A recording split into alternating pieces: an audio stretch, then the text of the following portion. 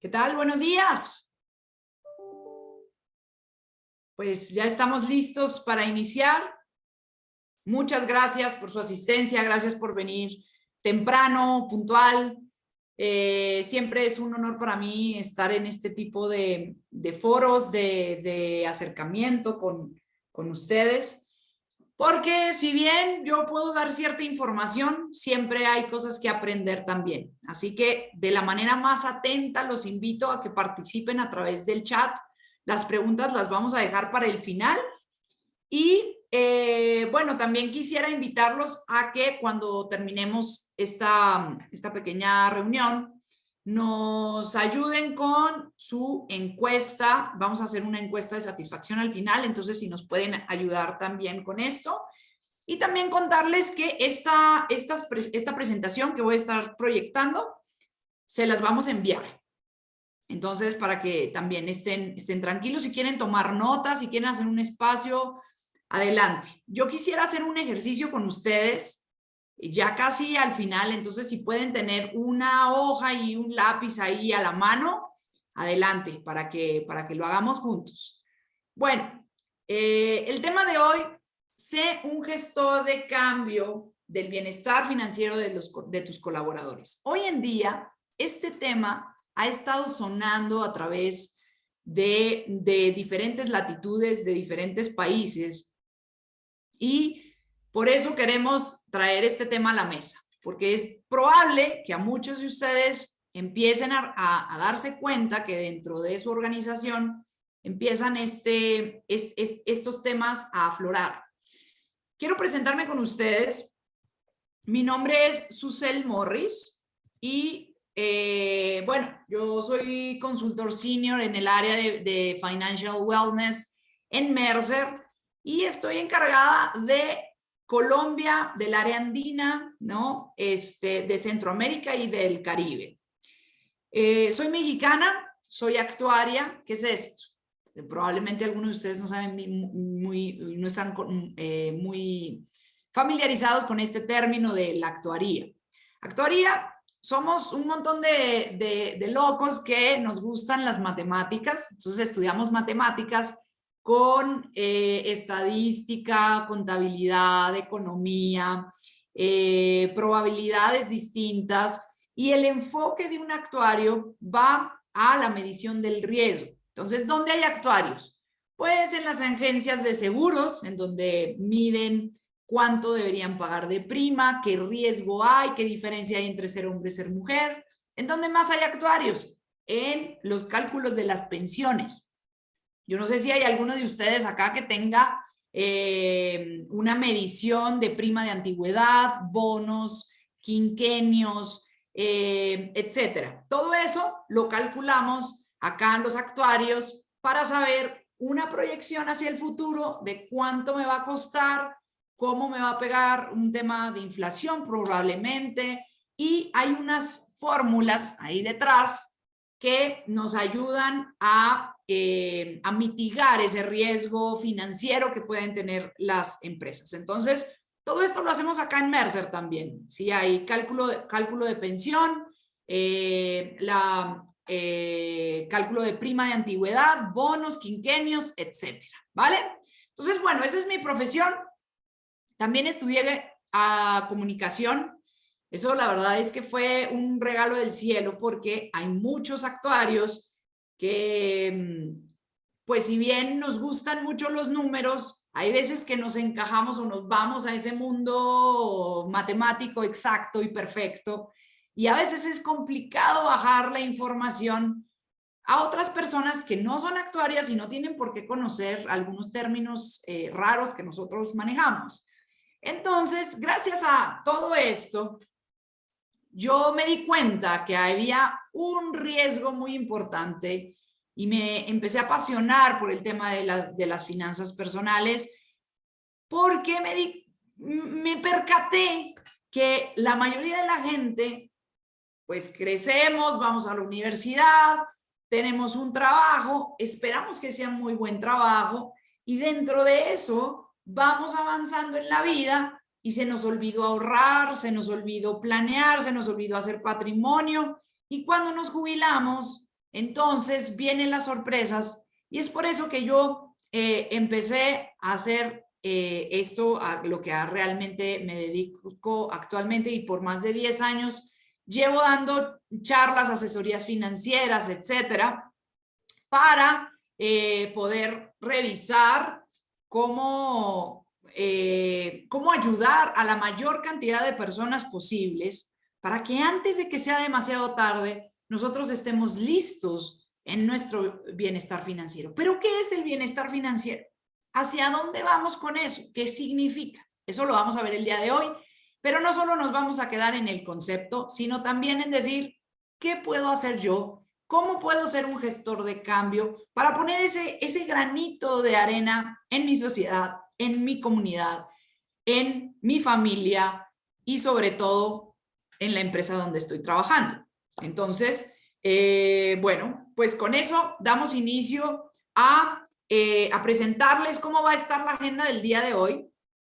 Hoy vamos a revisar 2 puntos principales y los vamos a desmenuzar un poquito. Lo primero es, ¿por qué promover el bienestar financiero? ¿Cómo los números nos ayudan y nos hablan de la importancia de este bienestar financiero dentro de una organización? ¿Y por qué las finanzas de cada una de las personas que formamos una empresa nos impactan en el ámbito laboral? Ahora, hay momentos de vida de cada uno de nosotros. Entonces, vamos a ir analizando estos 3 puntos de esta forma y también vamos a revisar qué podemos hacer, ¿no? Vamos a hacer 3 puntos específicos y finalmente vamos a hacer este pequeño ejercicio que los invito a que hagan conmigo para que se lleven esto para su casa, para una manera de reflexión y que revisen quién más podría tener esto como un tema pendiente en su vida, ¿vale? Muy bien. Bueno, vamos a iniciar entonces con este primer tema, el número 1, y es, bueno, ¿por qué? ¿Por qué tendríamos que estar platicando y por qué nos interesa promover el bienestar financiero de nuestros colaboradores? Bueno, en primer lugar, vemos, y esto es un tema estadístico que lo hacemos sacamos los números de distintas fuentes. Uno de ellos es el reporte de bienestar de la fuerza de trabajo, el estudio de bienestar financiero de Mercer. ¿Y qué hicimos? Nosotros hicimos una encuesta a nivel general a más de 4,000 colaboradores de distintas industrias, de distintas regiones, y entonces vimos que el 20% de las ausencias de los colaboradores se dan porque tienen un tema financiero que necesitan resolver. Entonces yo pido un día al año, al menos un día al año, para ir al banco, para solucionar un problema, para tener tiempo y acomodar mis finanzas de alguna forma. ¿Y por qué se da esto? O sea, si yo tengo, voy a poner un número, pero si yo tengo 10 días al año de vacaciones y tomo un día o me ausento o pido permiso para faltar al trabajo, eso es la punta del iceberg. Hay algo atrás que deberíamos estar analizando con las faltas de nuestros colaboradores.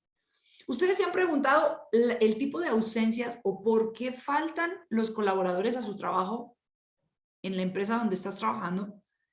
¿Qué hace que la gente no venga a trabajar o que se ausenten a veces en la mañana, a veces y yo no sé si ustedes lo han visto, pero normalmente los bancos abren a las 9 de la mañana, cierran a las 4 de la tarde.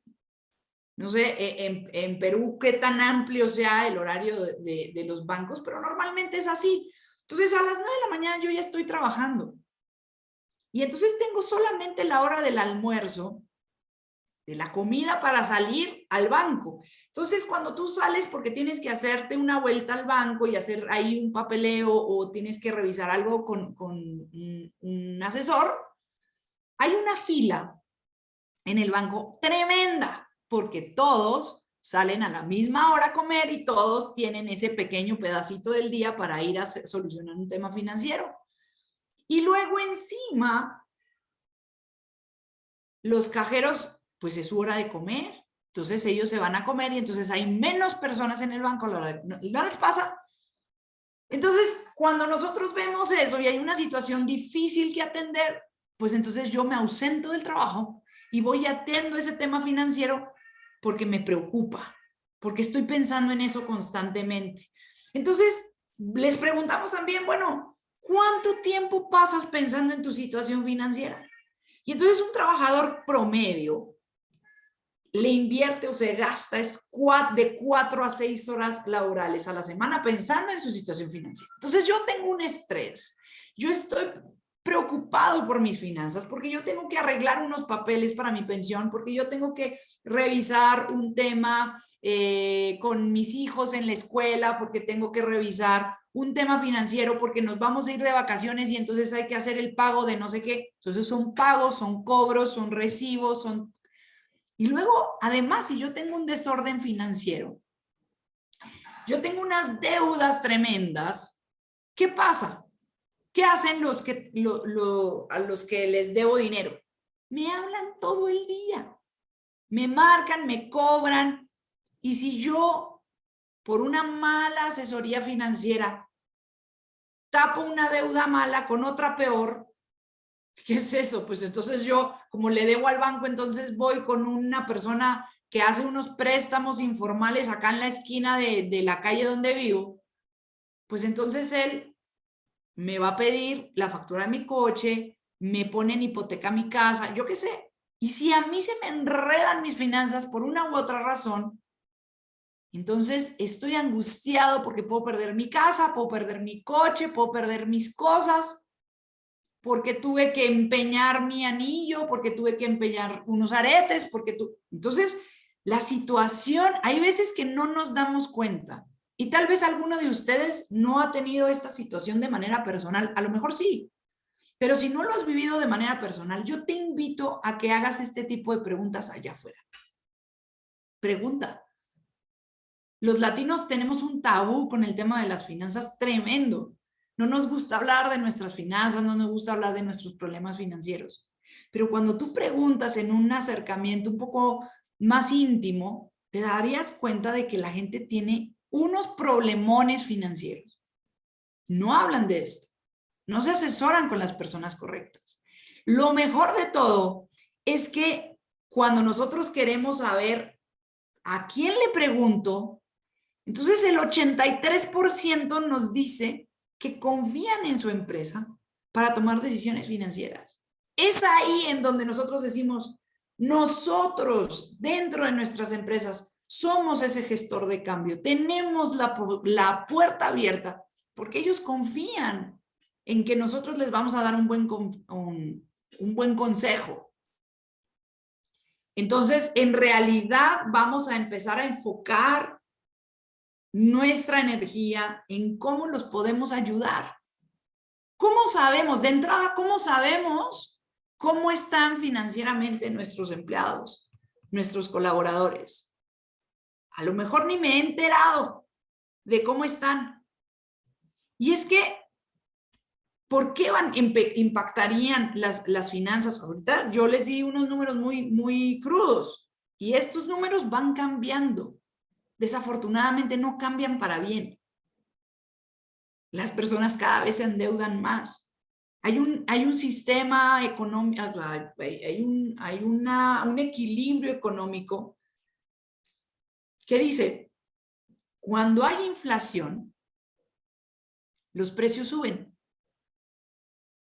los ahorros bajan y la deuda se incrementa. Yo no sé si ustedes han visto que hoy en día el dinero no nos alcanza para lo mismo que comprábamos el año pasado. ¿A qué se debe? A un montón de variables. A política económica de Perú, al manejo político que se le ha dado al tema de dinero, a un tema económico mundial, a la guerra en Rusia, entre Rusia y Ucrania. Eso mueve el sistema financiero. Y aunque nosotros creamos que estamos muy lejos de Europa y que eso no nos va a afectar, sí nos afecta. Y nos afecta directamente en nuestro bolsillo. porque a la hora de ir a comprar unas papas, las papas cuestan más caro. Y cuando tú te das cuenta hacia atrás por qué se afectó, pues es que resulta que para cultivar las papas se necesita un fertilizante específico que ¿de dónde crees que sale? De Rusia. Se fabrica con un producto específico, ¿no? Y como viene de ese producto, y eso se movió el precio internacional porque tienen cerradas las fronteras Rusia y Ucrania, que son los productores, entonces se cae el precio del mercado a nivel mundial. Y sí, el que cultiva papas ahí, en tu país, tan lejos y a kilómetros, le sale más caro el fertilizante. Y él tiene que recuperar ese dinero y te lo va a cobrar a ti al venderte la papa. Eso es un ejemplo así muy rápido y muy a grosso modo, ¿no? De explicar cómo una cosa que parece que está muy lejos te va a afectar a ti de manera personal. Y entonces nos damos cuenta de que, bueno, las finanzas personales sí nos van a afectar. ¿En qué cosas, en qué malestares financieros podemos estar viendo hoy en día? Y revísalo. Revisa si tú conoces gente que tiene estos malestares o si tú mismo tienes estos malestares. El primer malestar. Cobras, te gastas lo que necesitas y como que queda mucho mes después de que gastaste. Quedan muchos días antes de volver a cobrar tu quincena o tu mensualidad. Entonces estoy apretado, estoy ajustado y para poder llegar a final de mes, como ya me desequilibré por acá, entonces pido prestado y entonces voy días atrasados. Entonces lo que gano, mi mesada de mensual, no me alcanza para los 30 días del mes y esto se ve en todos los ámbitos. Los mineros, por ejemplo. Los mineros ganan a la semana en muchos países. Entonces, si yo les pago a la semana, resulta que al minero no le alcanza para, o sea, ese monto que yo le doy a la semana no le alcanza para cubrir los 7 días. Si tú ganas a la quincena, ¿te alcanza para cubrir los 15 días hasta el siguiente cobro? Si ganas al mes, ¿te alcanza para los 30 días? ¿A los vendedores les alcanza su comisión para aguantar a la siguiente venta? Normalmente no. Ese es uno de los malestares más comunes. Tenemos mucho mes al final del gasto. Otro malestar, no saber en qué gastamos. De repente tú traías unos billetes ahí en la bolsa y de repente llegas a tu casa, ya te vas a acostar y ese dinero ya no está. ¿En qué se fue?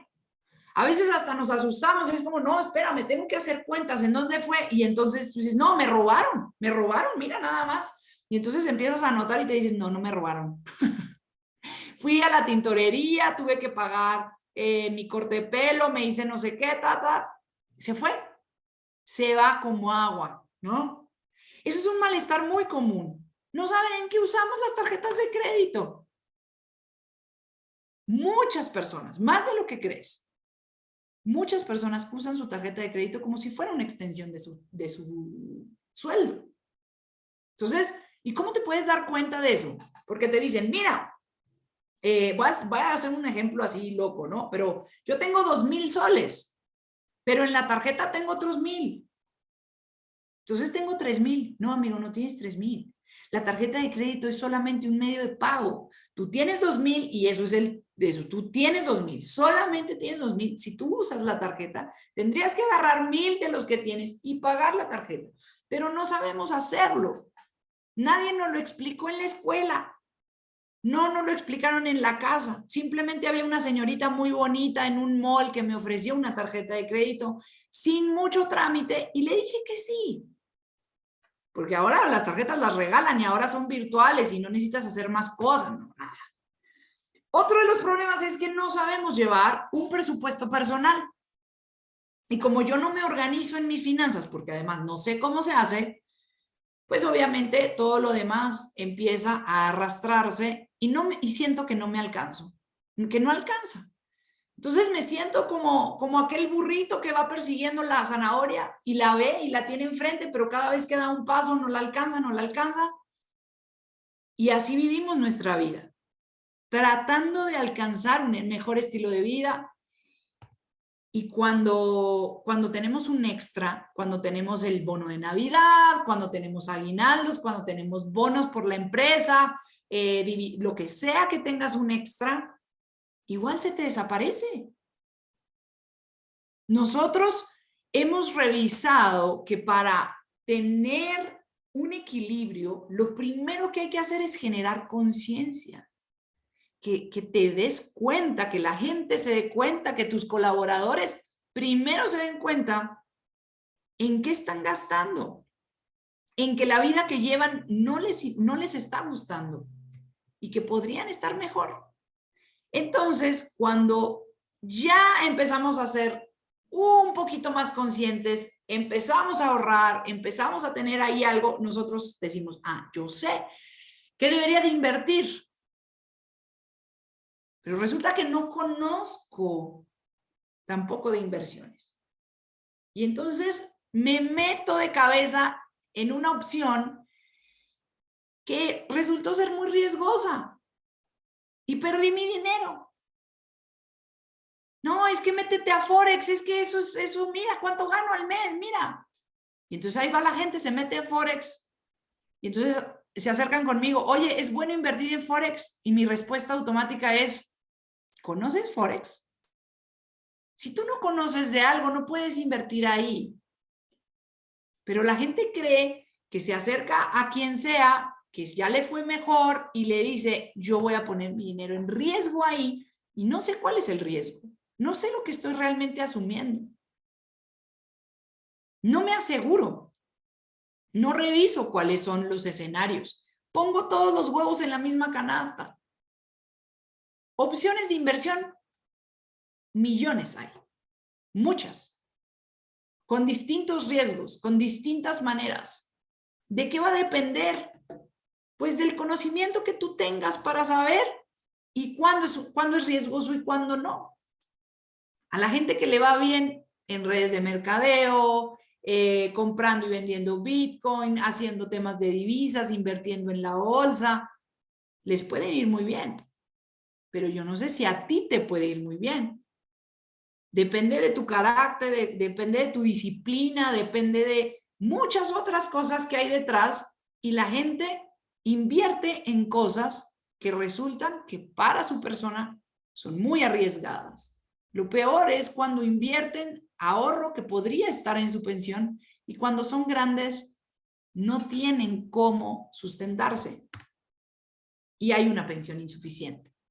Y cuando hay una pensión insuficiente, hay un estrés mayor, porque entonces ya no tengo tiempo de reacción. Cuando yo tengo 20 años, pues me puedo equivocar y pues como que lo arreglo. Pero cuando tengo 55, ya no tengo chance. Ya no tengo tanto tiempo porque ya está muy cerca. Eso es un tema. Eso es un malestar que vemos hoy en día. Que no hay una pensión suficiente, que no hay una cultura de ahorro, que no hay una cultura de planeación. Y finalmente me quedo sin patrimonio. Y eso es lo más triste. Pero ¿qué pasa? Porque estos son malestares simplemente. Tengo deudas, ¿no? Y estoy en eso una y otra vez. Pero lo poderoso está en pensar y en reflexionar cuáles son las consecuencias de esos malestares. ¿Qué hay detrás de esto? ¿Cuál es la raíz y qué va a provocar? La consecuencia es tener mucho estrés. Si yo tengo deudas, si no me alcanza la pensión, si uso mal mis tarjetas de crédito, lo primero que aflora es el estrés. El estrés financiero es más común de lo que nosotros pensamos. Problemas familiares. ¿Tú crees que esto no repercute? Y es que si yo tengo un problema con mis finanzas, tengo un problema con mi pareja, ya no sé cómo voy a pagarle el colegio de los chiquis, o cada vez me exigen más los chiquitos porque pues necesitan un tema tecnológico, necesitan la computadora, que porque necesitan un celular, porque tal, me empuja la sociedad y la economía a ese consumo que yo no venía acostumbrado y que finalmente, como me afecta en mi tema personal, me lo llevo al laboral. Tú conoces a una persona que venía con un rendimiento muy bueno y que está enfrentando un divorcio, ¿es igual de eficiente en el trabajo? Claro que no, porque está preocupado. Entonces, el estrés y los problemas del dinero se empiezan a reflejar en otras cosas, con falta de sueño, por ejemplo. Si tú estás estresado, no puedes descansar. Si tú estás preocupado por tus finanzas, no descansas bien. Y si no descansas bien, ¿cómo trabajas? ¿Le pones toda la pila, toda la energía, te vuelves? No, ya no eres tan creativo. Entonces se nos baja la energía, se nos baja la creatividad y después de esto viene esto que es muy grave y es las enfermedades. Ustedes no sé si habían hecho esta liga, pero hay muchas enfermedades que iniciaron con un tema financiero. Muchas. Entonces, pues finalmente, una prevención para temas de salud, para riesgo en el trabajo, es ayudarles con sus finanzas. Porque si yo veo el bienestar, y por eso le llamamos bienestar financiero, el bienestar es algo holístico. Yo necesito salud mental, salud física, salud emocional, salud financiera. Si yo no tengo salud financiera, entonces me estreso y le pego a la salud física, a la salud mental. ¿Y cómo estamos atendiendo esto? Hoy en día vemos que hay gente que tiene falta de concentración, toman malas decisiones una y otra vez. ¿Pero por qué? Porque no hay alguien que les dé la mano para resolver su tema financiero. Pero está en nuestras manos ser el gestor de cambio. Ellos están pendientes de tener información, confían en la empresa. El 83% nos dijo que confía en su empresa para tomar decisiones en finanzas personales. Entonces, si tú tienes un problema financiero con tu tarjeta de crédito y vas con un asesor en el banco, probablemente el asesor del banco sí te va a dar ahí un consejo, pero muy probablemente está ligado a otro producto del banco que te quiere vender. Pues porque le pagan comisión por eso. Pero ¿qué pasa cuando la empresa se acerca con sus colaboradores? Ellos saben que tú no estás detrás tratando de venderles algo. Eres parte de su familia. Eres ese gestor de cambio y eres el canal correcto para que ellos conozcan esto. ¿Qué pasa además? Esta consecuencia fuerte es una enorme insatisfacción. Porque como lo que me alcanza, porque más bien por lo que gano no me alcanza ni para el final del mes y me queda mucho mes al final del gasto, pues entonces tengo una insatisfacción tremenda. Y lo primero que piensan los colaboradores es, no me alcanza, deberían pagarme más. ¿O no? Como no me alcanza, pues la respuesta es ganar más dinero. ¿Y a quién le pido? Pues a mi empleador. Dame más. ¿En qué nos podemos dar cuenta entonces de estas cosas? En donde nos piden aumentos de sueldo. Nos piden adelantos. ¿Les ha pasado? Revisen si hay estos pequeños bullets, hay disparos por ahí que nos levantan las alertas. ¿Cómo los podemos ayudar? Depende. ¿De qué cosa? De tu momento de la vida. Nuestros momentos en la vida hacen que cambien nuestras finanzas. No es lo mismo en lo que gasta y lo que gana una persona de menos de 35 años a una persona que está en los 56. Ni una persona que está en los 40 y pico. ¿Por qué? Pues porque cuando eres joven, tu prioridad es salir con tu pareja, ir al cine, pues pasarla rico, a lo mejor se comprometen, se quieren ir a vivir juntos, entonces es el gasto de la mudanza, en donde nos vamos a ir a vivir, que si tú pones y yo también, empieza esa discusión. Hay unos quieren niños, otros no, pero si tú tienes hijos, el gasto es distinto. Me quiero casar. Tengo una prima en México que se quiere casar el próximo año y me dijo, es una locura. Es una locura lo que tengo que pagar de la boda. Encima la luna de miel, porque me quiero ir de luna de miel. Pero quiero hacer fiesta. Es algo importante para mí. ¿Cuánto es? ¿Cuánto te cuesta la boda? Luego tienen hijos. ¿Cuánto te cuesta el nacimiento de un chiqui? La hospitalización, el cuidado, las medicinas, que si se enfermó, que no sé qué. Y luego viene el kinder y luego el colegio y luego la universidad. Y hoy por eso los jóvenes tienen mucho miedo de tener hijos. Yo doy conferencias a veces en las universidades y hago preguntas abiertas y les digo, levante la mano quién se quiere casar. Muy pocas manos.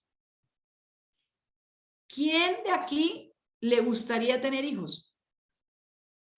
Poquitas manos. Y entonces cambio la pregunta.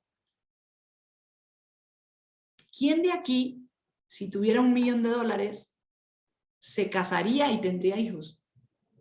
Y entonces levantan la mano. Y mi reflexión es, entonces no es que no te quieres casar. No es que no quieres tener hijos. Es que te sientes pobre. El problema es el dinero. Si tuvieras dinero, entonces sí tendrías hijos y sí tendría cómo.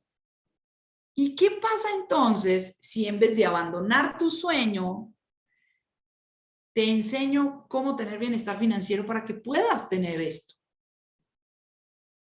No necesitas ser millonario para cumplir lo que realmente deseas en la vida. Y estos momentos de la vida son cruciales. ¿Cuánto cuesta que te divorcies? Porque ya te costó la boda, ya te costó tener el chiqui. Y luego el divorcio es más caro. Cuando van creciendo, cuando hoy tenía, y si tienes otra familia, más caro. ¿Te has preguntado a tus colaboradores cómo están en su tema, en sus momentos de la vida y en su situación financiera? ¿Qué tipo de estrés financiero están viviendo? Y cuando entonces ya estoy en los 50, un poquito más, estoy en una etapa de prejubilación, en donde yo ya estoy en miras hacia mi pensión y tal vez no tienen el acompañamiento correcto y eso les genera estrés. No sé cuáles son las leyes que me cubren para mi pensión. No sé cuánto me va, no sé cuánto me corresponde. No sé cuánto voy a tener. En la transición de mi vida de trabajo hacia la jubilación, ¿qué tengo que hacer? ¿Qué trámite tengo que hacer? ¿Cómo los podemos ayudar en eso? Entonces, ¿qué hacemos? ¿Qué podemos hacer? Bueno, ahí les va, porque yo ya aquí nada más estaba yo hablando de problemas y no de soluciones. Les voy a decir qué se puede hacer. Revisa los niveles de distintas cosas, de estrés financiero, de planeación de tu gente. Y esto funciona como ir al médico. Cuando tú vas con un especialista, ¿qué te dice? Venga, súbase a la báscula y le voy a medir la cintura. Usted está en sobrepeso. ¿Por qué? Porque revisa unos indicadores.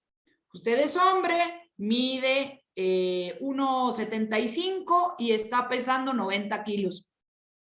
Acá los indicadores me dicen que tiene sobrepeso. Diagnostica y te dice, tal vez va más profundo y te dice, tu nivel de calcio está muy bajito, tu nivel de triglicéridos anda mal y determina qué hacer. Y te da recomendaciones. Te dice, ven, vamos a hacer una dieta. Deja de comer carne, tienes que dejar de comer leche, tienes que dejar el pan. A lo mejor no para siempre, pero a lo mejor unos 6 meses. Te recomiendo que cambies tu dieta porque te estás haciendo mal en tu salud. La salud financiera funciona casi igual. Vas con un especialista, con un asesor financiero, te mides tu bienestar financiero, mides los niveles distintos, revisas esos indicadores, revisas cómo están tus niveles de endeudamiento, de libertad financiera, qué tantas decisiones puedes tomar, qué tan apretado estás, revisas los niveles de estrés financiero de tu gente, revisas también la capacidad de ahorro, revisas qué tanto están planeando para su futuro y cómo se están preparando para la jubilación antes de que sea demasiado tarde. Revisas también cómo está su acompañamiento, si tiene a quién preguntarle, a quién no. A lo mejor eso lo podemos solucionar desde la empresa y decir, vamos a poner aquí a alguien que los ayude. Es como poner un recurso médico en la empresa y decir, si tú tienes un problema de salud, vas con este doctor. Entonces, si tienes un problema de salud, ve con este doctor financiero, que él te va a ayudar a diagnosticar y a determinar qué puedes hacer. Y las recomendaciones que da un doctor financiero, un especialista en esto, ¿qué te dice? Te dice, amigo, tienes que entrar en dieta financiera. Normalmente esa es la recomendación principal. Vamos a hacer, así como el médico siempre habla en temas de nutrición, los que nos dedicamos a asesorías financieras, ponemos a nuestra gente en dieta financiera. ¿Qué cosa es eso? Amigo, revisa cuánto estás gastando al mes, revisa en qué se te está yendo tu estilo de vida que te está costando muy caro. Revisamos hábitos que no te están aportando. A lo mejor te vas con tus cuates todos los fines de semana a tomarte unas cervezas y eso te está afectando en tus finanzas. Entonces, ¿cómo lo vamos a determinar?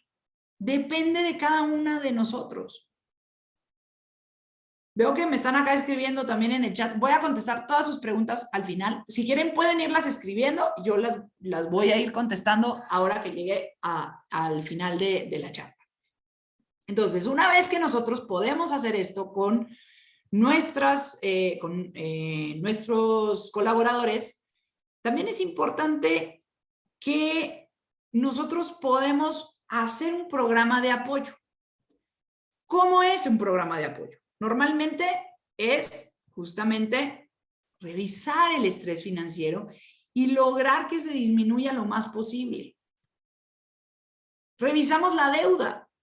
¿Qué recomendaciones podemos tener en temas de deuda? Y entonces el programa de apoyo, esto que les quiero decir no es de la noche a la mañana. Cuando nosotros hacemos un diagnóstico, tienes una foto. Es como cuando te subes a la báscula. Tú sabes cuánto pesas ese día. Pero un programa implica que tú hagas cambios de hábitos en la vida de la gente y eso es complicado. Pero nos interesa ¿por qué? Porque le pega a la empresa. Si tenemos un montón de gente endeudada y estresada financieramente, no vamos a llegar, no tenemos la innovación, la creatividad y la energía que necesitamos de nuestra gente para llegar lejos, para tener mejores rendimientos en la empresa, para tener mejores utilidades, para tener mejores productos. Te estás quedando atrás, porque finalmente una empresa está hecha de personas. Y si tus personas están enfermas financieramente, acá tenemos un hueco, ¿no? ¿Cómo te das cuenta? Si te piden adelantos de nómina, si hay faltas constantes, revisa por qué. A lo mejor poner este programa de acompañamiento y revisar cómo van. Tener un conocimiento, tener conocimientos de temas financieros, conocimiento de tu gente. ¿Para qué? Para tener planeación.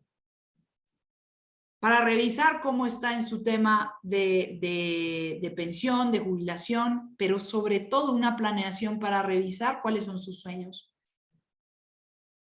¿Te gustaría crear un programa de apoyo? Imagínate esto, que tú le digas a tus colaboradores, mira, en vez de subirte el sueldo, que de todas formas vas a quedar en cero el próximo año y de todas formas vas a querer que yo te preste y que quieres que te adelante y que quieres tal, porque no hay llenadera, ¿eh?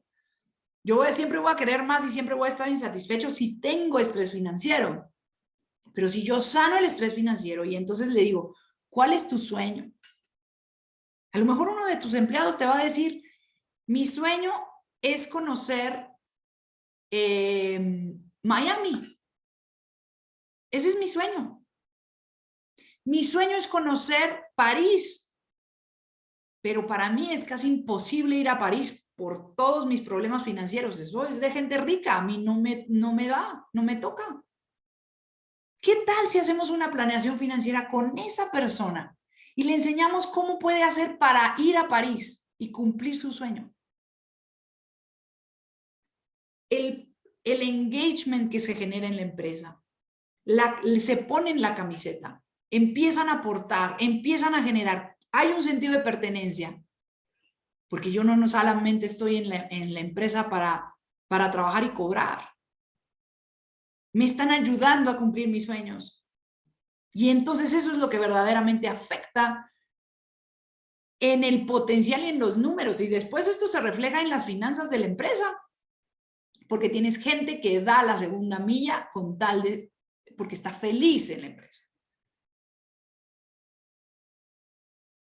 Entonces, una vez que nosotros hacemos todo un programa, los medimos, los apoyamos, se ve reflejado en nuestros colaboradores, que esa es para mí la satisfacción más grande, es ser el gestor de cambio y verle cómo le cambias la vida a alguien.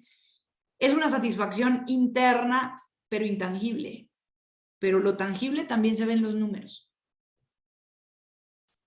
Puedes hacer un programa de mitigación de riesgo.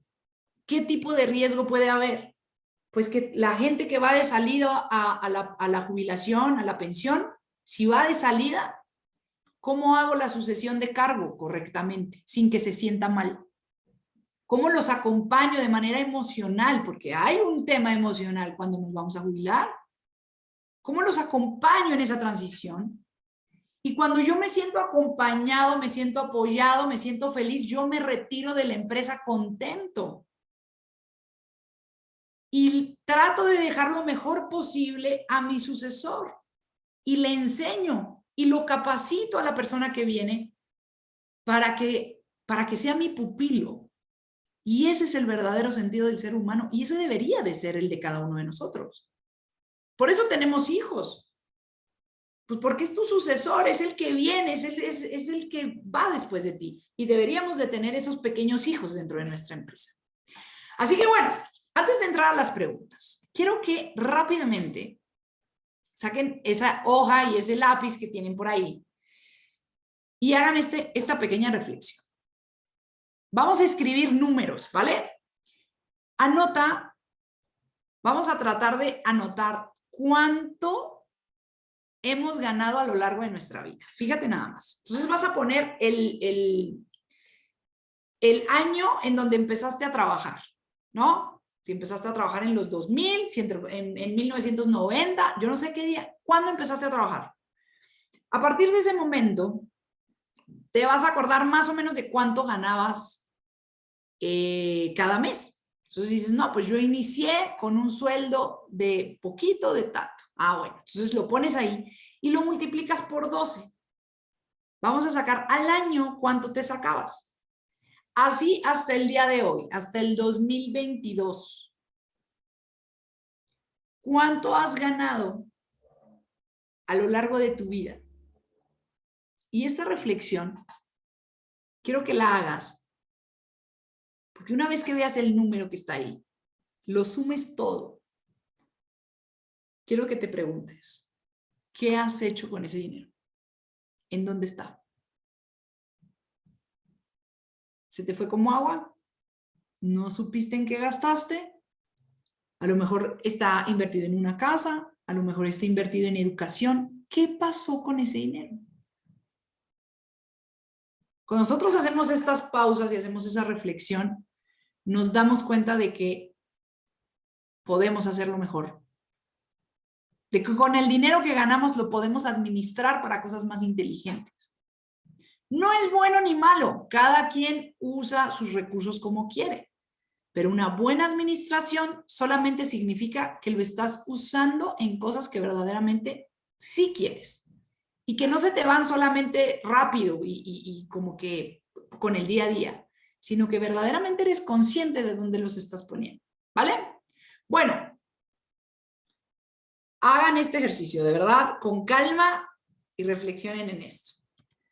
Vamos a pasar a las preguntas entonces. Veo acá una pregunta que me dice Cristóbal. ¿En dónde recomienda invertir actualmente, considerando que la bolsa de Estados Unidos ha estado bajando y que las tasas de interés subiendo? Algunas ideas. Bueno, Cristóbal, yo repito que es un tema muy amplio, el tema de inversión, y les podría decir que cada vez que yo doy un taller, una charla, una recomendación, siempre hay alguien que me dice, ¿dónde invierto? Como si yo fuera una bola de cristal. ¿Qué pasa? Depende de todo. Depende de cuánto dinero tienes para invertir. Depende de cuándo quieres que regrese ese dinero. Depende para qué vas a usar ese dinero. Si lo vas a usar para tu pensión, si lo vas a usar para irte de viaje, si lo vas a usar solo para ganar un poco más. ¿Cuál es el objetivo del ahorro o de la inversión? Ahora, tocando el tema de se está moviendo la bolsa de Estados Unidos, se está moviendo la bolsa mundial, de todos lados se está moviendo y las tasas de interés están subiendo, por supuesto, porque las tasas suben para mitigar el tema de la inflación. Es un proceso económico. Entonces, yo como Estado, yo subo las tasas de interés tratando de mitigar la inflación. ¿Qué pueden hacer? Unas ideas. Tú me pediste unas ideas, te voy a dar unas ideas, Cristóbal. Revisa en cuánto está la tasa de bonos en Perú. Revisa en cuánto están la tasa de bonos, incluso en otro país, porque ya hoy en día podemos comprar en otro lado. Entonces, si nosotros vemos que la inflación está, voy a decir un número, en 6% y el bono gubernamental te da un 6.5, tú al menos no estás perdiendo la inflación. Los bonos gubernamentales para eso se arman, para mitigar la inflación lo más posible. Entonces, si tú no sabes concretamente en dónde quieres invertir, al menos protege tu dinero de inflación. Ahora, para invertir necesitas saber el monto. Hay algunas cosas que queremos meternos de lleno, pero no nos alcanza. Entonces yo por eso recomiendo siempre revisar cuál es la mejor opción para tener el monto correcto para lograrlo y hacer un plan. Por eso se hace un plan, ¿vale? Espero haber contestado no tan ambiguamente tu pregunta, ¿vale? No siempre se necesita invertir en bolsa. Hay muchas otras cosas que se pueden hacer de inversiones, compra y venta de muchas cosas. Y nosotros tenemos que siempre pensar cómo nos ponemos del lado de la moneda que nos sirve. Porque siempre hay alguien que pierde y alguien que gana en el tema del dinero. Con estas tasas de interés subiendo, con la inflación, siempre hay alguien que gana y alguien que pierde. ¿Cómo haces tú para ponerte del lado de la moneda del que gana? Mariela, ¿qué herramientas de manejo de temas de bienestar financiero, me imagino? ¿Qué herramientas de manejo se pueden usar? Bueno, está un poco ambigua la pregunta, me gustaría tener un poco más precisión, pero lo que me imagino es, ¿qué herramientas financieras podemos tener con nuestros colaboradores? Bueno, la primera es una medición como del diagnóstico de bienestar financiero. Eso se puede, normalmente es digital. Y bueno, parte de lo que nosotros recomendamos en Mercer, nosotros hacemos estos estudios, estos programas también, pero en realidad lo que ustedes pueden hacer de manera muy sencilla es, incluso de manera personal, es llevar un control de gastos. Hay herramientas de control de gastos digitales. Hay muchas aplicaciones, yo he bajado muchas que son muy buenas, en realidad no podría yo recomendar una en especial porque depende del manejo de cada quien. Entonces hay herramientas digitales para el control de gastos, hay herramientas hoy en día que tienen unos pequeños bots que te dicen cómo manejar o te ponen alertas para saber cuándo sí, cuándo no. Y lo ideal es tener un presupuesto. También se puede hacer un presupuesto digital en donde cuando estás revisando cómo funciona, te manda una alerta y te dice, hey, cuidado, ya te vas a pasar acá de lo que tenías presupuestado. Entonces, bueno, siempre lo recomendable es, lo primero es tener conciencia. Ya cuando tenemos conciencia de que eso es importante, ya estamos del otro lado. Empiezo a preguntarme qué puedo hacer, empiezo a preguntarme cómo mido mi estrés financiero, me empiezo a preguntar qué puedo invertir, dónde puedo invertir, me empiezo a preguntar dónde son las mejores opciones de ahorro, me empiezo a preguntar qué puedo hacer para crear patrimonio, etcétera, etcétera. ¿Vale? ¿Alguien más tiene otra pregunta, alguna pregunta? Acá, Vanessa. ¿Cuánto se debe considerar en ahorrar de tu sueldo para poder empezar a tener un fondo de ahorro? O sea, el porcentaje de tu sueldo. Mira, Vanessa, eso también depende. Yo lo que recomiendo es un 10%, al menos un 10%. Pero ¿qué pasa? Hay gente que cuando tiene la deuda hasta acá no le da para ahorrar ni el 10. Entonces ahorra un 5. ¿Con qué ahorres?